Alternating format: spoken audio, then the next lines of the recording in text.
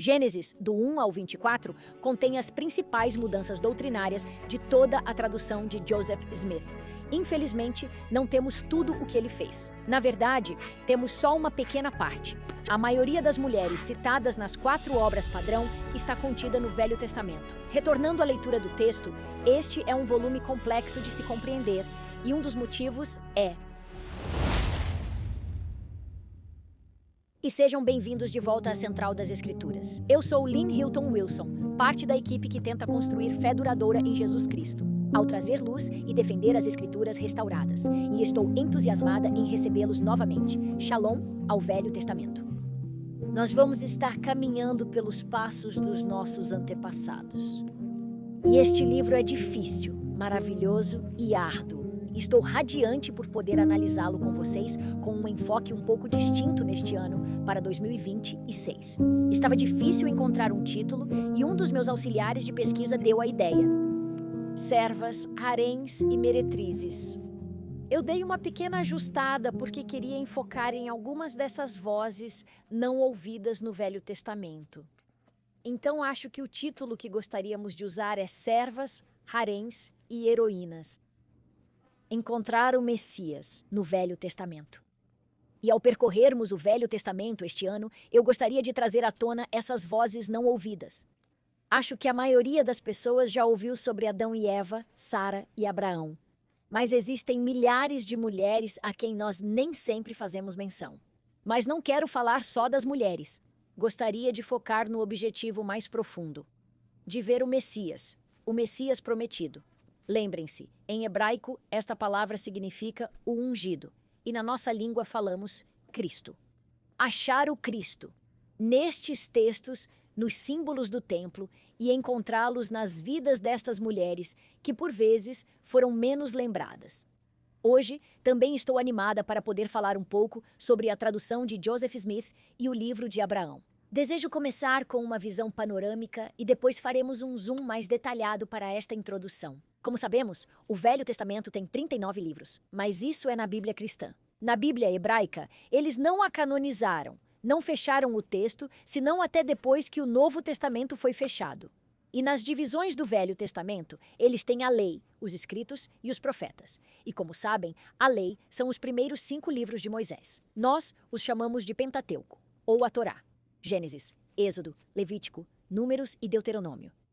E estes teriam sido escritos por Moisés no Monte Sinai. Mas sabemos que houve muitas mudanças, não apenas pela mudança de Joseph Smith, mas eles mencionam isso no livro de Mormon e nas escrituras modernas também.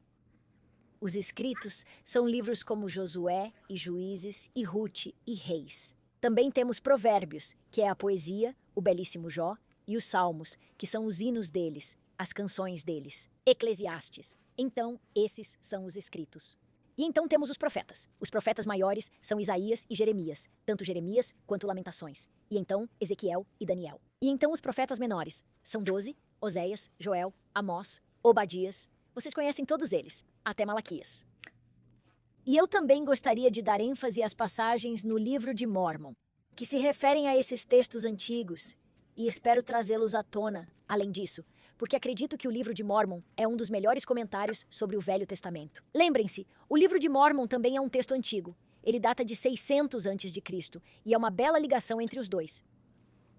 Nós temos a vasta maioria das mulheres nas 4 obras padrão contida no Velho Testamento. Venho estudando isso há anos, me preparando para escrever um dicionário com todas as referências a todas as mulheres em todas as escrituras. E o Velho Testamento possui 3 vezes mais referências a mulheres do que o Novo Testamento, do que o livro de Mormon, do que Doutrina e Convênios e do que a Pérola de Grande Valor. Então, isso é muito importante.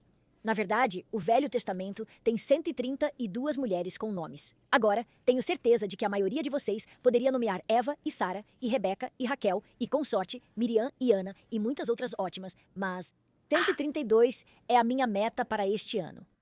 Sobre as mulheres não nomeadas, temos 1756. Algumas delas são fictícias. Encontrei mais de 50 delas. Ao categorizar estas referências, encontramos 2.748 menções a mulheres ou suas famílias no Velho Testamento. E eu realmente amo esta organização de famílias. A maioria destas mulheres são solteiras, ou outra coisa, mas vendo os adjetivos, não haviam apenas muitas meretrizes e haréns, mas também ajudadoras fiéis. E estas vozes não enaltecidas precisam ser ouvidas. Eu fico empolgada por termos esta oportunidade de ir bem devagar este ano para olhar para algumas delas. Quando vejo estas referências, a maioria está escrito apenas ela ou dela. Mas, ao olhar para o meu material de apoio ou meus slides, eu tenho muitos gráficos com números exatos e detalhes que apenas dão um gostinho de como as mulheres são descritas neste texto antigo. Eu pessoalmente sinto que um dos melhores comentários que temos é a tradução de Joseph Smith, que inclui mais referências a mulheres na Bíblia do que tínhamos antes. Quando Joseph Smith começa a fazer esta tradução de Gênesis, é logo após a igreja ser organizada. Lembrem-se, o livro de Mórmon saiu quentinho da prensa só 2 semanas antes da organização da igreja. E Joseph e Oliver, os Whitmers, Emma, muitas pessoas estavam focadas com tanto cuidado e empenho em lançar o livro de Mórmon, mas cerca de 3 meses após a publicação, Joseph Smith recebe um mandamento. Eu quero que você comece a traduzir a Bíblia. Acho que isso deve ter sido esmagador para ele. Uma coisa é trazer uma nova escritura, mas a Bíblia era muito sagrada no segundo grande despertar. Lembrem-se, estas são as pessoas do livro. Era usado para alfabetização na América, um livro muito importante.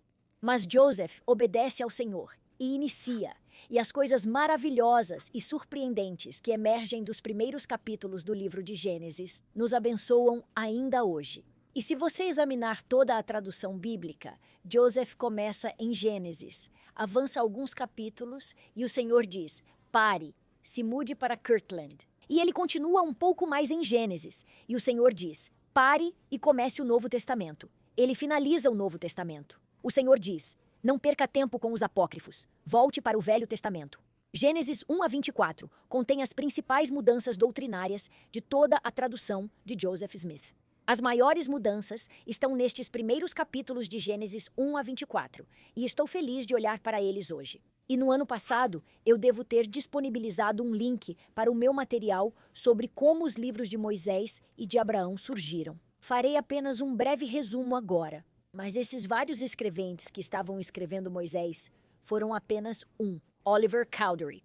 Ele tinha acabado de terminar de escrever todo o livro de Mórmon 2 vezes, e a segunda vez quase toda que sozinho. E então ele se senta e é o escrevente novamente em junho de 1830. Estamos de volta em Harmony, Pensilvânia, para o capítulo 1 de Moisés, e Moisés capítulo 2. Depois, em Fayette, Nova York. Joseph pede a John Whitmer para assumir como escrevente, e temos Moisés 5. E a história continua. Emma entra para escrever Moisés, capítulo 6. Mais pessoas diferentes. Sidney Rigdon entra em Moisés 7, porque lembrem-se, o Senhor chama Oliver e David para uma missão. Mas o livro de Abraão, eu detalhei muito no ano passado quando discutimos, mas só para um lembrete rápido.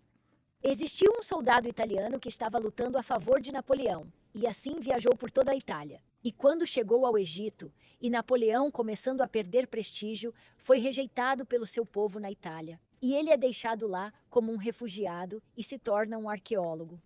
O nome dele era Antônio Lóbulo, e ele escavou as tumbas no Vale dos Reis.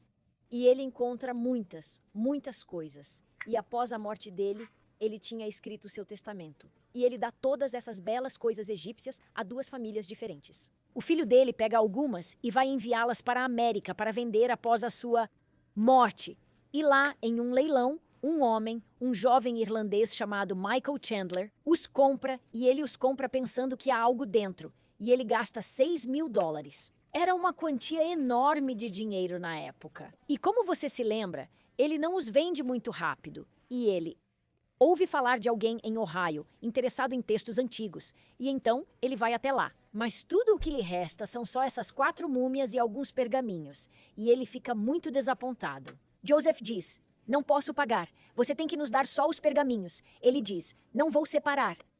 Então Joseph pegou as 3 múmias masculinas, a única feminina, os 2 pergaminhos principais e alguns fragmentos pergaminho. E falei muito sobre isso antes, e se tiver interesse, há um artigo fabuloso da BYU Studies sobre isso, de 1991, que você pode consultar. Mas o ponto principal é que José percebe, após comprar estes, que eles contêm histórias de Abraão, histórias de Abimeleque, histórias que não constam nas escrituras. E então, ao começar a traduzir em 19 de novembro de 1835, ele progrediu rápido em novembro e início de dezembro. Mas depois o ritmo diminuiu. Agora, infelizmente, não temos tudo o que ele fez. Na verdade, temos só uma pequena parte. Temos apenas 1/4 do que ele traduziu, mas somos muito gratos pelo que ele traduziu e pelo que ele pôde nos dar. Outra visão geral, olhando o Velho Testamento, voltando ao texto. Eu só quero enfatizar que este é um livro difícil de compreender, e uma das razões é o inglês usado na versão do Rei James. A maioria das traduções do Velho Testamento, quer você esteja lendo em alemão, espanhol ou inglês, tem uma base teológica. A versão do Rei James é a mais usada entre os membros de A Igreja de Jesus Cristo dos Santos dos Últimos Dias e de outras religiões, para os que falam inglês. Mas é muito difícil de entender, e a versão do Rei James está repleta da teologia dos tradutores, muitos dos quais eram calvinistas, muitos dos quais eram puritanos, muitos que faziam parte da Reforma crendo num Deus com controle total, que pouquíssimos são salvos, que o arbítrio não existe. E você vê isso ao ler o texto às vezes. Os tradutores da versão do Rei James agiam contra a tradução católica, a Bíblia dos Bispos, e é por isso que quando o rei Jaime chegou ao trono, ele imediatamente quis mudar essa teologia do catolicismo para o protestantismo, e é aí que temos essa tradução. Mas eu te encorajo este ano a olhar outras traduções também. E eu aprecio o fato de que o resto da Igreja Internacional está lendo muitas traduções diferentes. E a coisa que é sagrada é o Espírito para nos ajudar a guiar através deste belo texto e encontrar essas joias. E uma das partes mais bonitas do Velho Testamento são estes capítulos iniciais. Somos muito afortunados. Joseph Smith está saindo do segundo grande despertar e sua teologia é totalmente diferente. Ele não via as coisas da mesma forma que a sua cultura via quando se trata de Gênesis. E ao entrarmos na próxima semana em Moisés, capítulo 1, não está no nosso texto. Recebemos uma visão completamente diferente do propósito de Deus, do propósito do homem e do propósito da obra de Satanás. E eu espero que vocês possam continuar e ficar conosco enquanto agora. Começamos este ano olhando não só para as servas, os haréns e as heroínas, mas todos os outros grandes personagens neste belo livro de escritura. Oro para que o Espírito do Senhor guie seus estudos e que isto seja um ponto de partida para você mergulhar no texto e achar sentido nisso. Esta é uma escritura antiga. O que significa que você terá que se esforçar mais, o que eu creio que significa que o Espírito do Senhor será mais importante no seu estudo. E eu tive um testemunho de que não só as Escrituras são a palavra de Deus, mas as Escrituras também podem trazer o Espírito de Deus para nossas vidas. E esse é o agente purificador. É isso o que pode nos levar ao nosso Salvador. É isso o que nos leva de joelhos. Testifico que Jesus é o Cristo. Ele é o Messias prometido e ele virá novamente.